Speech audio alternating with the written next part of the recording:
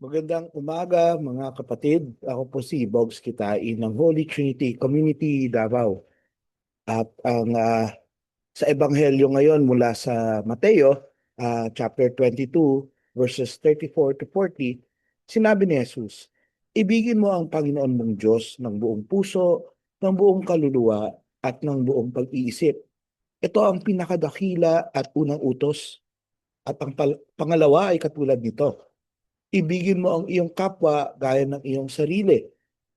Sa dalawang utos na ito, nakasalalay ang buong kautusan at ang mga propeta.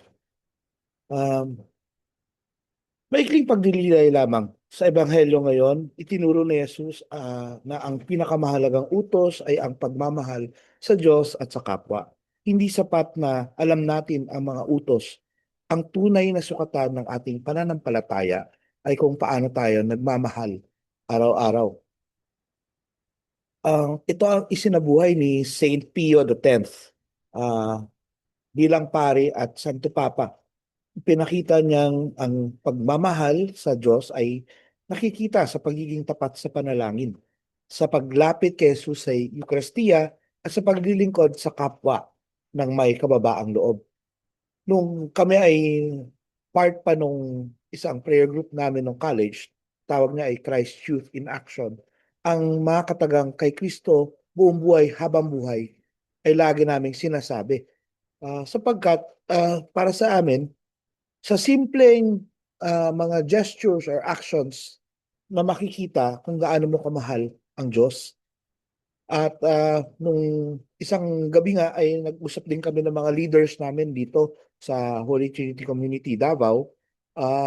At isa sa mga reflection namin, ano bang importante? Yung kung ano yung nakikita ng mga tao sa buhay mo or kung ano yung nakikita ng Diyos.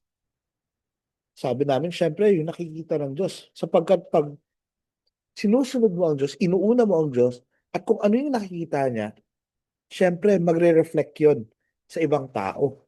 That is called witnessing.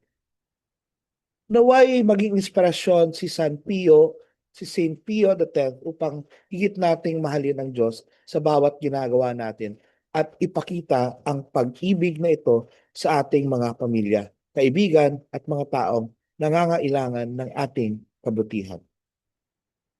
Again, ito po si Bogs Kitain ng Holy Trinity Community Davao at sana ay nabiyayaan kayo at nabless kayo sa maikling pagninilay na ito.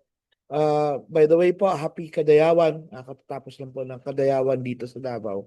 At kung kayo ay na-bless, pakishare na lang po ng aming page, Pathways of Hope.